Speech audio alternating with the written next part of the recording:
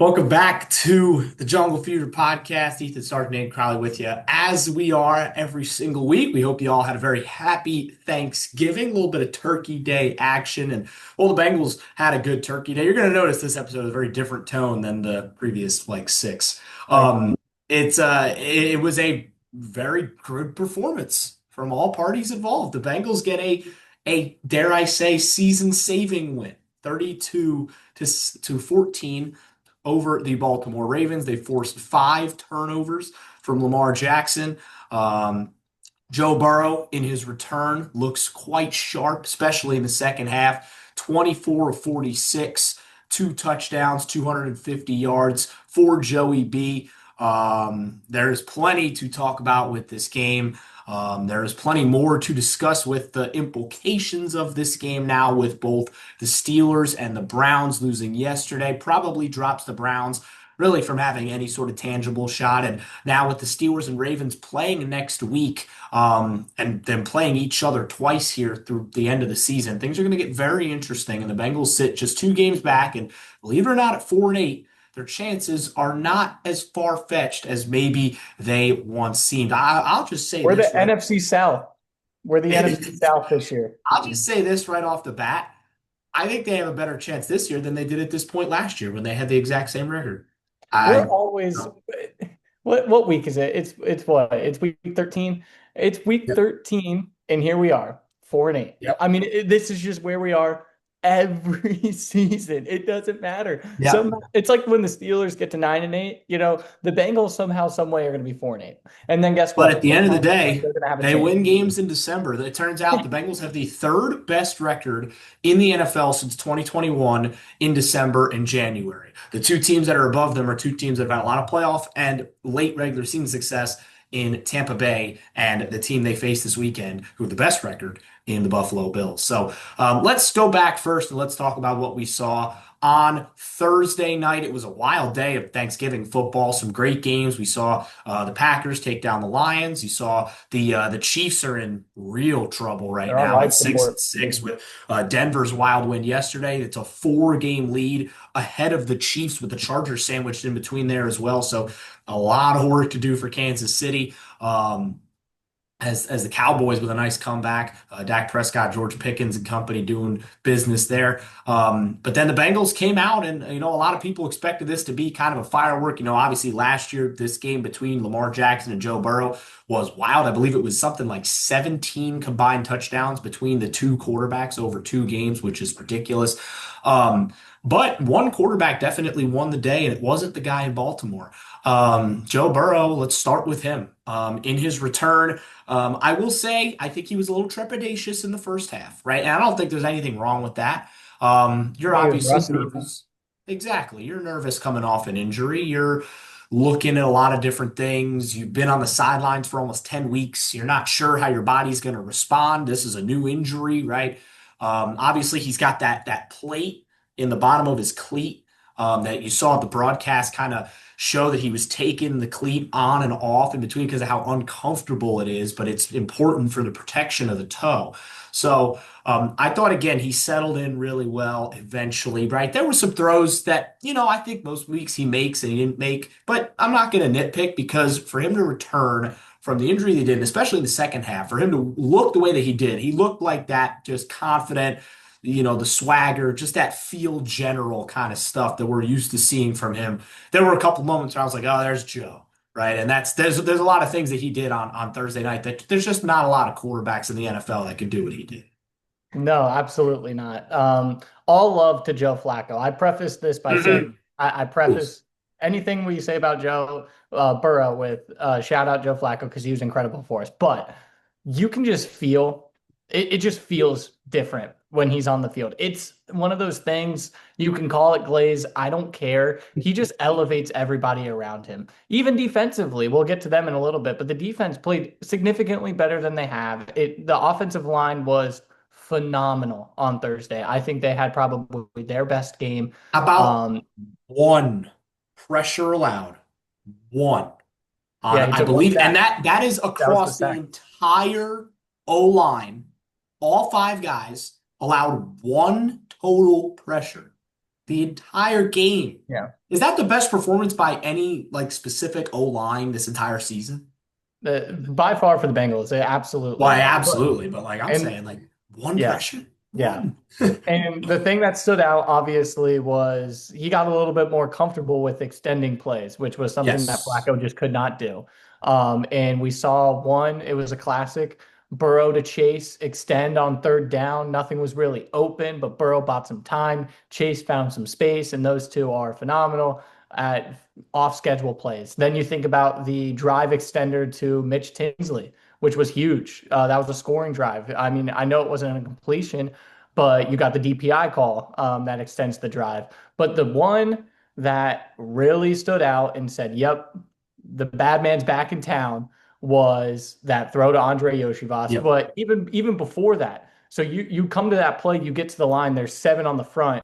Burrow being Burrow, he motions Drew Sample in to the A gap. He motions Samaje Perine. He gets everybody where they need to be. And then when the snap happens, he realizes that Roquan Smith is dropping out in man coverage. He has Yoshi beat. So then all he has to do is drop it above Roquan and in front of the Just safety. And an he elite throw. delivered a freaking dime. Shout out to Samaje Perine for the block. Yes. That would have never happened without the block. Great blitz Yes. pickup. But then the thing that stood out to me was Joe's reaction after that throw. I think Mm. that was such a cathartic moment for him of like, yes, I'm back.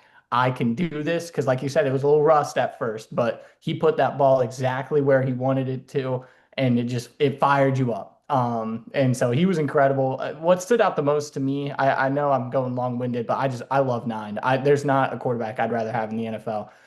He's What's pretty good at the whole football thing. Yeah, what stood out to me was post game, just how emotional he was. You could Yeah. tell how That much it was meant.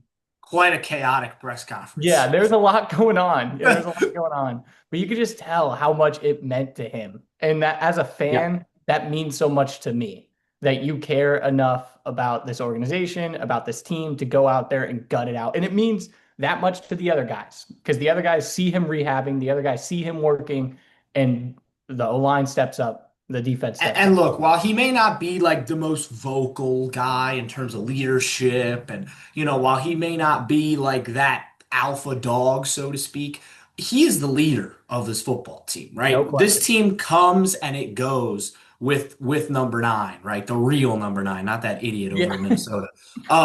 But the way that he operated on Thursday night, and then that interview, I'm glad you brought it up because I was going to bring it up at some point today.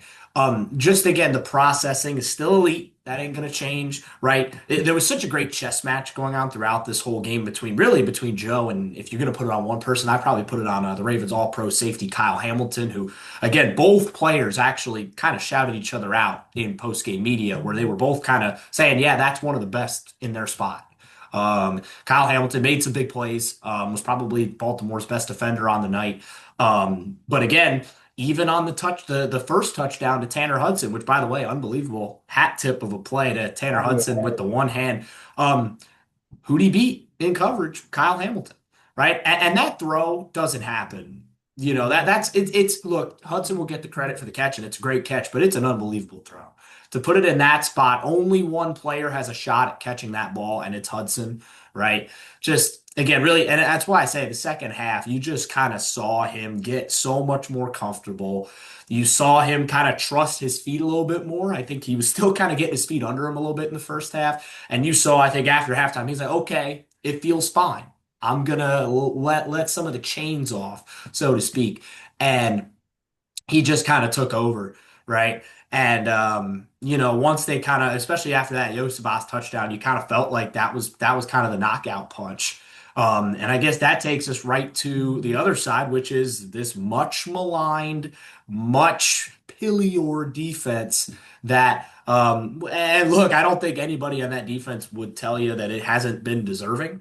But I think there are a lot more positives to take, especially from these last couple weeks, even going back to the New England game. I think there are a lot more positives to take from the way this defense has played really post bye.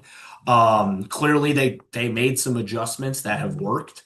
So you have to credit Al Golden in that aspect. Let's start up front because I think two guys that have completely turned their seasons around are Joseph Osai and Miles Murphy. Both of those guys, since the bye, are in the top 20 of PFF edge rusher grades. Joseph Osai is number six. Miles Murphy is 20th in PFF grade since, I believe, week nine, which is where the Bengals were off. So, again, you're seeing tangible improvement, and Trey Hendrickson continues to be out. You're seeing tangible improvement from those two guys who you were really counting on. And obviously, early in the year, it wasn't going for them, but especially with Osai. I mean, he just took over this ball game, had some huge plays, was everywhere really on the field for the Bengals. Really, what didn't get any sort of credit in terms of the early strip sack, but that was all him. He forced it. Cedric Johnson jumped on pick, fumble, whatever you want to call it. And while there is a nitpick on offense, and we'll get to in a second with how the red zone played out for the Bengals, but just, I mean, forcing five turnovers. They just put it right there, right? Four of them were fumbles. They also got the tipped interception, which Miles Murphy got the hand on initially. Demetrius Knight's able to jump up and grab the ball out of the air. It's the kind of thing, the kind of defense I think we were expecting to see back in week one, right? And we kind of saw it week one, and then it kind of fell apart from there, right? This is, I think, the vision that was had early in the year when you wanted these young players to step up and you wanted some of these guys to take steps. And it may be too little too late, but they took some of these guys are starting to finally kind of get out of break out of the shell, take the step. Murphy and Osai in particular, but thought Battle played decently well, thought Knight played decently well. DJ Turner continues to just be an absolute menace on the outside. I mean, I think he's posting a top five PFF grade. I believe he's only allowed something like 25 yards in coverage over like the last three games. Dax Hill is playing pretty well. So again, you're seeing the ceilings go up. Also, a big shout out to Jalen Davis, who came in off the practice squad. He actually got signed to the He was on active the roster field today, too. which was Yep. a very deserving promotion for a guy who's actually the longest tenured Bengal defender.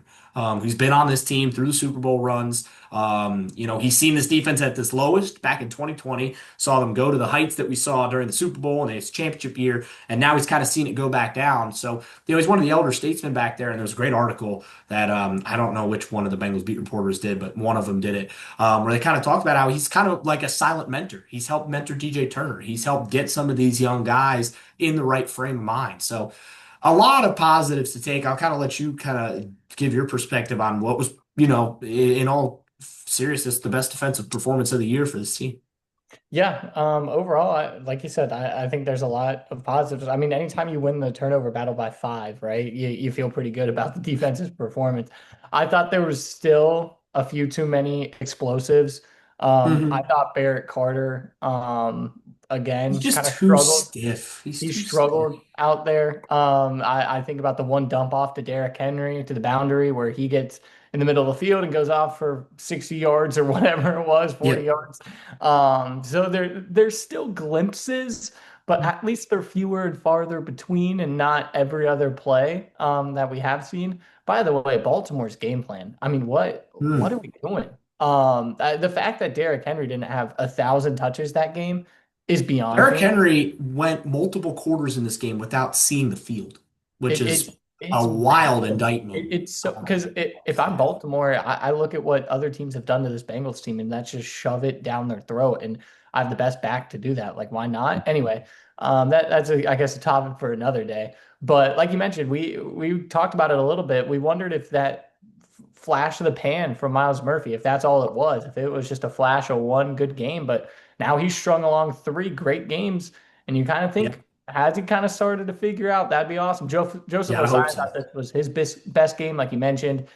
He had a couple just great plays where he's running down Lamar in space. Now, is Lamar 100%? I would argue probably no, but still, that's one of the best athletes in the NFL for his ability to shut that down is phenomenal. And then you kind of mentioned all the other stuff.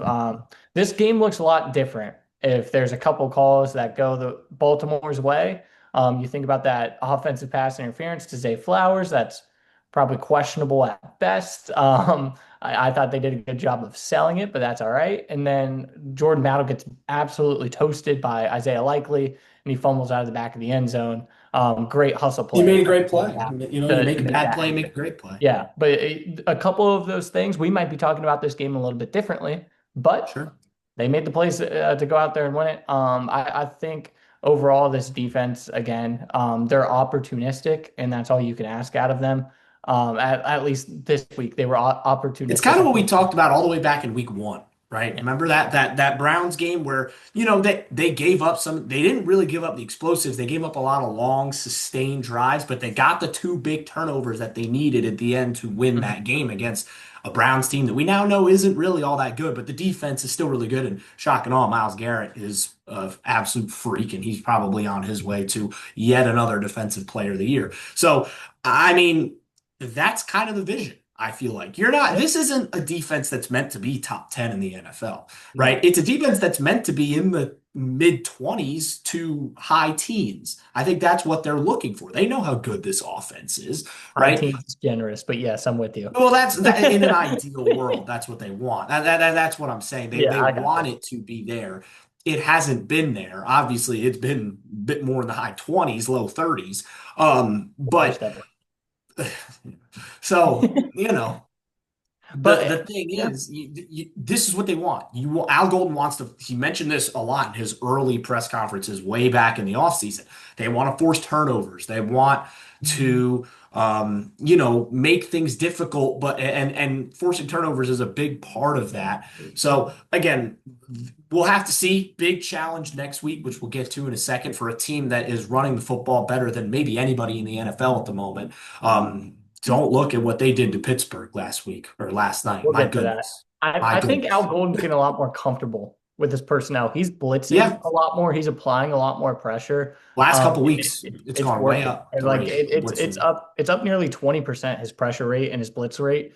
And especially if Lamar is not close to 100%, you could tell that it frustrated him at times, the amount of pressure that was in his face. And so if he's starting to trust his guys and he's blitzing a little bit more, I'm all for it. He's turning up the pressure here late. Blitzing is also trusting in your back end, right? Because a lot of times when you blitz, you've only got four, maybe lucky, if you're lucky, five guys that are covering on the backside. And that means they have to nail their assignments because one bust and all of a sudden, guys dancing in the end zone.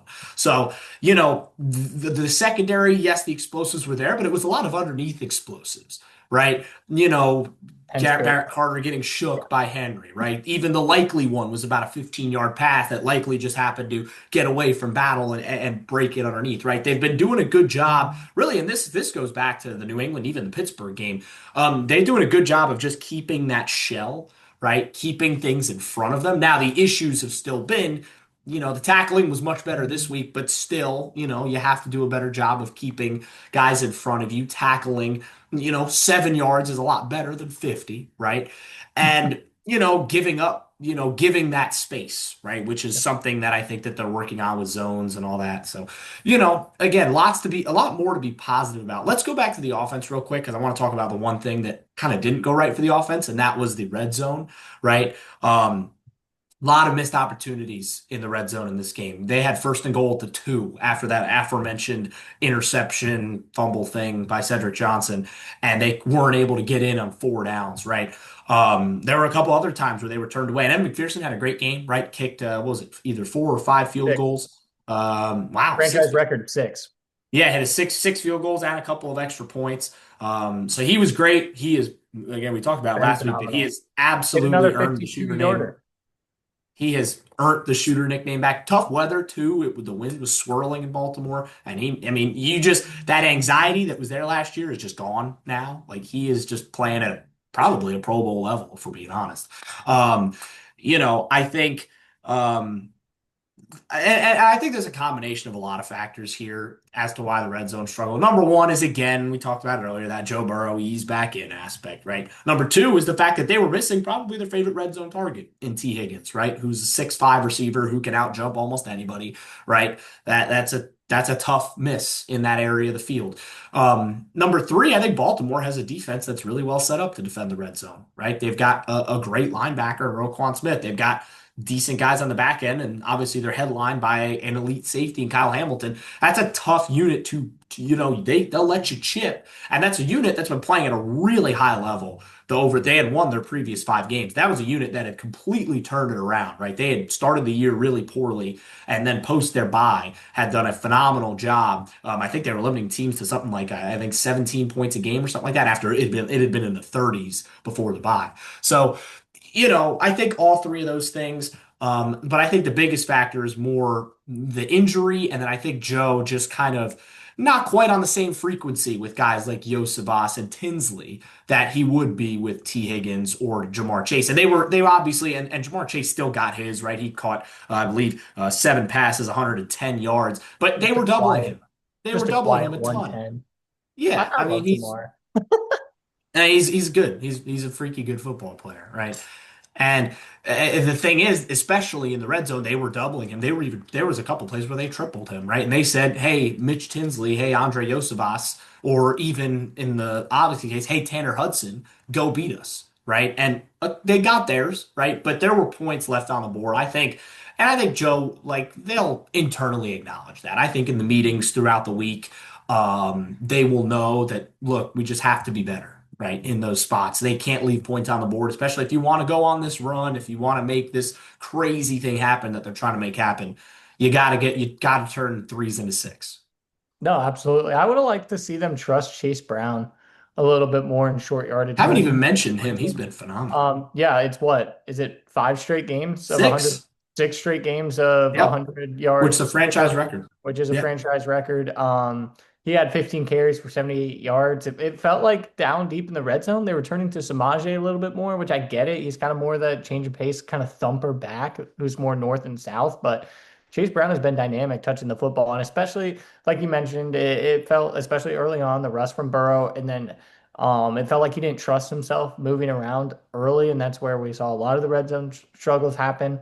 I would have liked to see them lean a little bit more on Chase Brown. But overall, I agree with a lot that you said. I'm not too overly concerned about it. I think that's something that gets Yeah. It patched also up pretty still quick. kind of feels like they're still sort of easing Mike Gesicki in. I don't think he's Yeah. 100% yet. Now, I don't know if he'll be back. I mean, that injury was kind of a mystery. We didn't know what was going on there, but we're glad he's back. And I mean, I still don't think that there's a plan for him, but I don't think he's quite at that. That's why Fant and Hudson are getting the snaps that they're getting, because I just don't think that they have 100% trust in Gesicki yet, and it's nothing to do with him. It's just that he needs his Yep. body to respond. So, yeah, just a good, clean win at the end of the day, right? The fourth quarter was pretty fun. The press conference was crazy. The guys were laughing, which is good to see. Um, Like I know Zach Taylor takes all his lashes and he deserves a lot of them, but his team always feels like a team.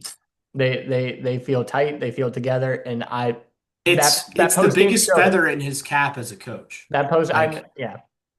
hey, there has never really been a locker room issue. The last one I can really remember was Dunlop in 2020, Mhm. and he was, cast away and almost forgotten about, and then he won a Super Bowl. So I get shout out him. Yeah. But I think that he's done a great job at building the culture, right? There's a lot of togetherness in that locker room, even when times are tough. Um, And you I think know, that's one of the reasons why we might see so many late season pushes that we do. Like these guys just don't want to give up on each other. And I think that's an underrated aspect of this team. And then, yeah, going to that late season push aspect, as I mentioned, the Steelers lose to Buffalo 26 to They, 7. And I they mean, didn't this just lose, was they got this panned. was ugly. The Steelers gave up the most rushing yards they've ever given, and this is a long and storied Pittsburgh Steeler franchise. They gave up the most rushing yards they've ever given up in the history of Pittsburgh football. 249 yards on the ground between Cook, who had 144, Josh Allen had 38, Ray Davis had 62. They were just ran through. They didn't even need to throw the ball. Buffalo had 100, Josh Allen had 123 passing yards. He didn't need to. Josh Allen also, I believe, passed Cam Newton for the most games with a rush and a pass touchdown.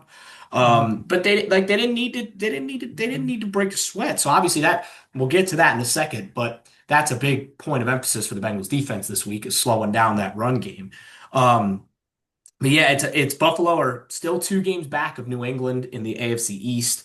But now with the Steelers losing, the Ravens technically, I think, on division tiebreaker or whatever, they jump ahead of Pittsburgh for the time being. They sit at 6-6. The Browns also lost to the 49ers 26-8. I mean, Shador did all he could. But just not just a tough I offensive mean, day, really. Not much they could do. And then, I don't know what you want to say about the yeah, Bengals. they just, Carson Schweisinger's playing well, I Hey, guess. defensive rookie of the year, Miles Garrett, defensive player of the year, probably. But It's a distinct possibility. that Buffalo result, I think, is bigger than most fans realize. It is Um, big. this is assuming that the Bengals win out, which is a huge assumption. But their playoff odds jumped yesterday with a Steelers win. It would have been about 69%. Nice that they would make the playoffs if they win out. It jumped up to 86% with the Yeah. Buffalo win. So that I it's a think big result. this is all assuming the Bengals win it, which is Which is again, a it's really these huge next 2 games are the big assumption. ones. I think they can win their last three. It's the next two that are very, very important. Um, the two things that I think Bengals fans are really looking for. Pittsburgh and Baltimore play twice. They play this week coming up, and they play the last week of the season.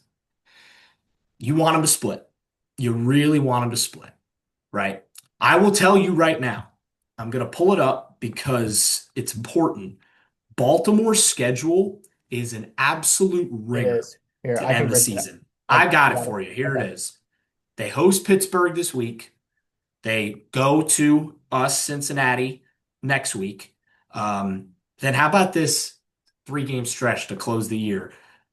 Home against the 10-2 New England Patriots, on the road against the 8-3-1 Green Bay Packers, and then on the road at Acrisure Stadium against the Steelers in a game that may well be for a playoff spot.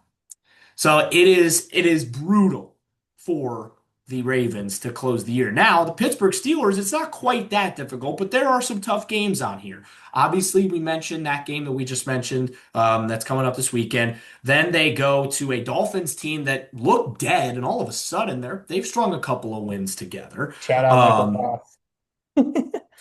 I can't believe he's right. Um, then, and this is the real one, they go to Detroit to a Lions team that, I mean, they're still They're real fighting good for their lives. offensively, but they're fighting for their lives. Then they go to a place that always brings out the worst in them, and that is Cleveland Browns Stadium, to No take one on. plays well in Cleveland Browns Stadium. No, Not even the no. Browns. No one plays good there. No No, and one. then of course they end the season with that second matchup. What the Bengals need, this is it. If you get that split, right? If you get that split, you probably need Pittsburgh to lose. Well, this is not probably. Because you have Baltimore again on the schedule, you need Pittsburgh to lose once. And because of by virtue of that 5-1 divisional record, should they get there, they would win the division at 5-8 or at 9-8, excuse me. They So could win it at 8-9. it is possible. It is possible. I don't want to get into that, but it's possible. It is possible. I don't want to. I don't like doing that. But this division is that bad that yes, it's possible. Like, and the thing about this Pittsburgh team is like, do they scare you at all? Mm. No. They their offense is anemic, and that is putting it mildly. They Couldn't move look the out ball of at all sync. yesterday. It's week 13, and Aaron Rodgers is talking about being on the same page with his wide receivers. That's insane to me. They have no one dynamic that can push the ball downfield. DK is the only one that you think about, but they have no, their wide receiver too is Kenneth Gainwell. Like he's lining up in the slot and trying to do stuff. Like they just don't have the horses. They don't. And that's why it was so shocking at the deadline. They didn't make a move for a dynamic playmaker on the offensive end because this defense Yep. is solid. It's okay. They obviously just got pantsed against Buffalo, but they have playmakers. Just nothing about this Pittsburgh team scares me at all. I mean, they had 166 total yards yesterday. Like, And I believe about half of those were on one drive, and it was their touchdown drive. yeah, like So they just don't do it. it just, it's not rocket science to see where they're struggling. We just saw Baltimore, whose offense, really, even in the win streak, their offense was still struggling, and they found ways to win, and then they lost this week. So again, it's crazy that we're even talking about this at 4-8, but it's a Man. possibility. I know the tone is a lot different than it has been the last couple of It weeks, but just there is a little bit of renewed hope. And obviously, I guess we'll close out this episode by saying they got to win in Buffalo this week. And what there are some. It's a tough thing to do. Buffalo's a good football team. They're an 8-4. great. They've won their last two games. They need this one, right? They are in a fight for the division. Obviously, New England is at 10-2 with 5 games to play. Everything is still on the table for that team.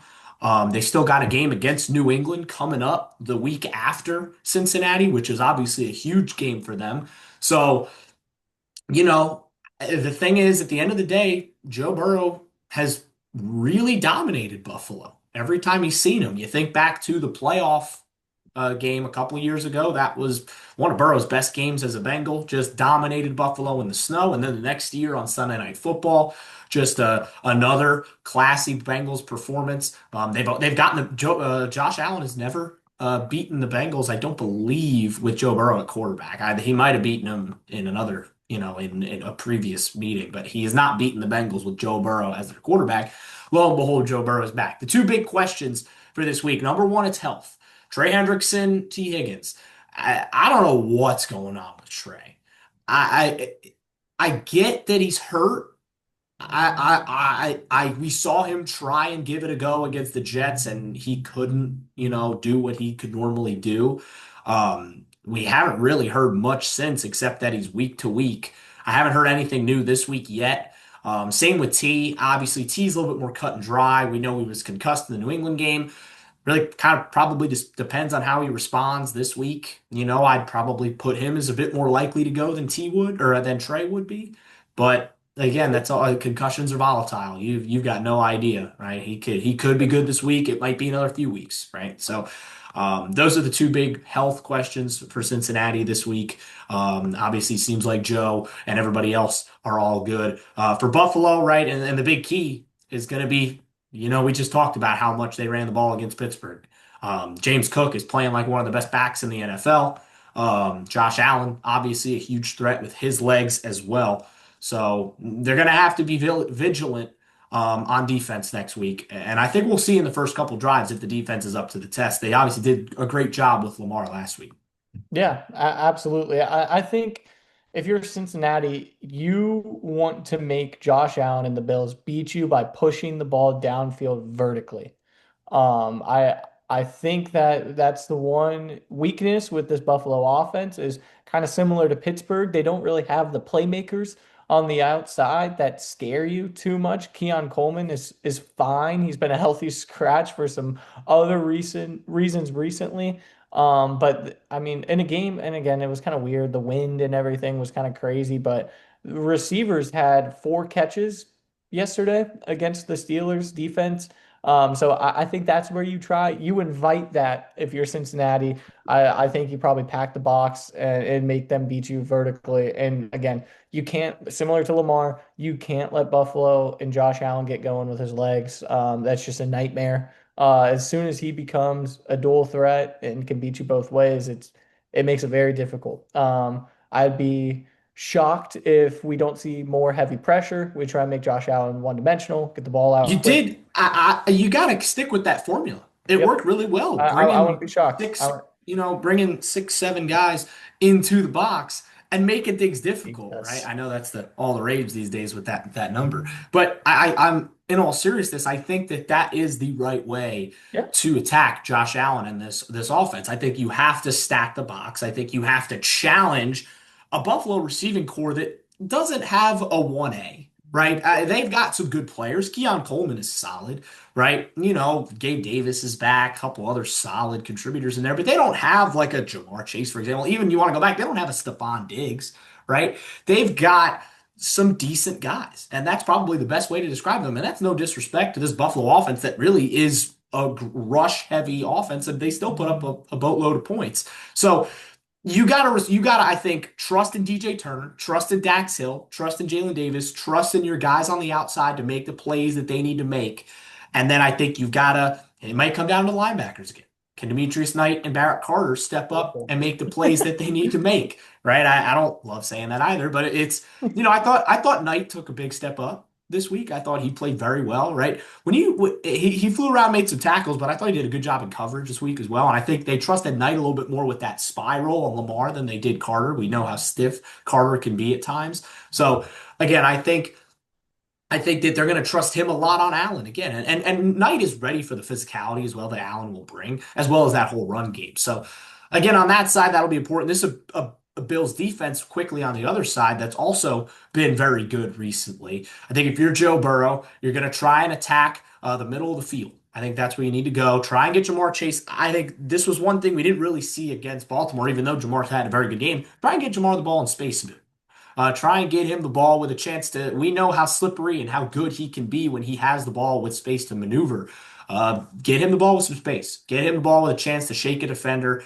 And I think we saw the deep ball work. I think once or twice against Baltimore. I would not be surprised if they uncorked it a few more times. I think with how well that line played. Now it's a tougher Buffalo D line than the one they just saw in Baltimore, but. I think that this O-line has got to be up for the challenge again, right? They've been playing their best football. So you gotta trust in that O-line and see what happens.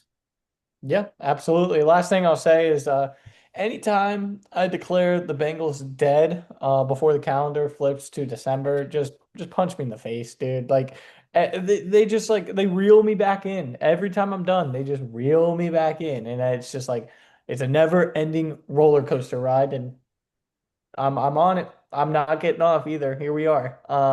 The line is 6 even, just 6 for Yep. this game, which is a little shocking. Not gonna lie. I thought it'd be a little bit more in Buffalo's favor. I'll give my prediction first. Again, I'm on the ride. I'm on the ride. Burrow has not lost in December. I think Burrow is on a 6-game winning streak, or is that right?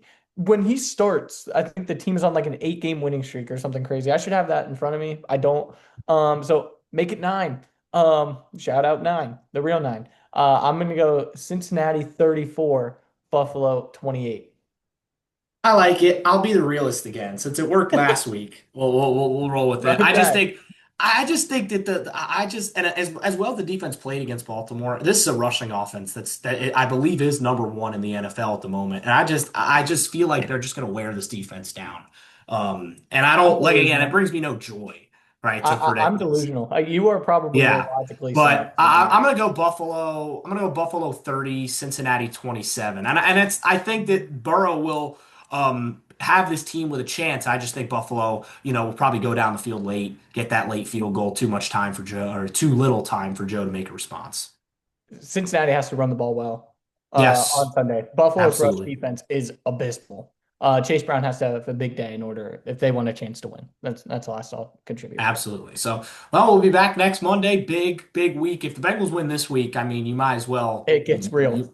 Yeah, it gets very real, especially if you probably want Baltimore to win this week against Pittsburgh. I will say that. And then, because then you have the chance to jump right back on them the next week at home in what would all of a sudden be a very interested Paycor Stadium. So, very exciting, very interesting, very different tone this week than it's been the last couple weeks. But we'll see how the Bengals get on against Buffalo. We'll see you next week on the Talking Fear podcast.